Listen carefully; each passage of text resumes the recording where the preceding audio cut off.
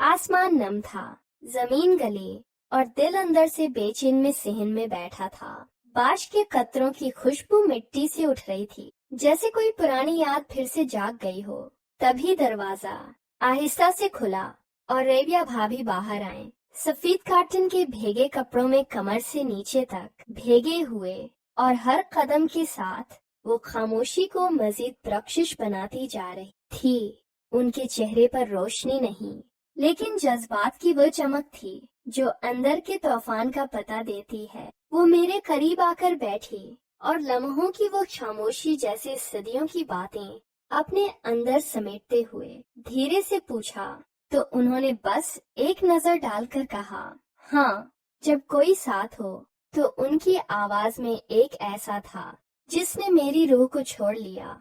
मैंने बेख्तियार हाथ बढ़ाया, इनके भीगे बालों को उंगलियों से सहलाया, और वो पलकें बंद करके बस लेटी रही, जैसे बरसों का धका हुआ दिल अब किसी लम्हे में सुकून पाने लगा हो। मेरे हाथ उनके गाल से होते हुए कुंधे पर ठहरे। उन्होंने रोकने की कोई कोशिश नहीं की, बल्कि जैसे आस ने खुद को मेरे हवाले कर दिया हो। कभी सोचा है हम कुछ और भी हो सकते हैं। मेरी आवाज कांप रही थी, मगर उन्होंने मेरी आंखों में झांक कर कहा, हर रात सोचती हूँ, हर सुबह भूल जाती हूँ। उनके यह अल्फाज मेरे दिल के अंदर गूंजे और मेरा वजूद उनके करीब और करीब होता गया। मैंने उनके चेहरे को अपनी हथेलियों में लेकर माथा चुमा और वो मेरी छाती से लगकर खामोशी से बस धड़कनों को सुनने लगी। वक्त रख गया था, लम्हे थम गए थे, और बारिश की नमी अब हमारे दरमियान नहीं थी, बल्कि हमारे अंदर बस चुकी थी। इनका बदन मेरे बदन को जैसे किसी को खत्म कर रहा था, और मेरा जिस्म इनके हर एहसास को जगा रहा था। वो लम्हे, वो खामोशियाँ, वो कब कब ऐसी दास्तान बन गई थी जिसे न कोई रोक सकता था। शरारत सिर्फ बारिश की नहीं थी, वो रात दिन ख्वाहिशों की थी जो बरसों से दबी हुई थी। इन जज्बों की जो लबों तक न आ सके, और इन लम्हों की जो आज मुकम्मल हुए थे।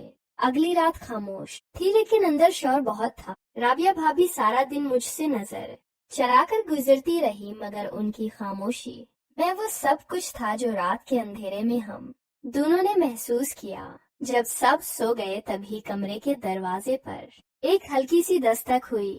मैंने दिल थामकर दरवाजा खोला। वही सफेद दोपटा, वही भीगी पलकें और वही नरमी जो दिल के किसी कोने में सौंप दी जाती है।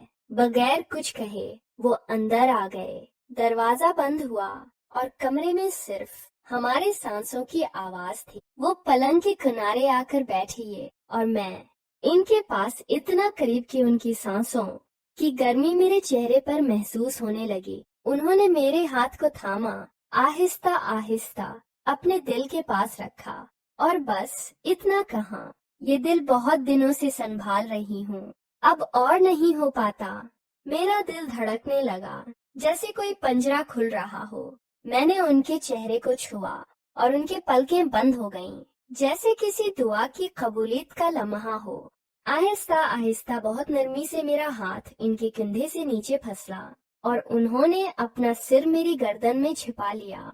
इनके जिस्म के हरारत, इनकी जल्द की नरमी और उनके सांसों की तेजी, सब कुछ एक ऐसा एहसास दे रही थी जो अल्फाज में नहीं, सिर्फ लम्स महसूस होता है। मैंने आहिस्ता आहिस्ता इनकी सांसें बेकाबू होने लगी और उनके गोतों से बेआवाज हिसकी निकलने लगी। इस रात न कोई लफ्ज बोला, न कोई वादा किया, सिर्फ जिस्मों ने एक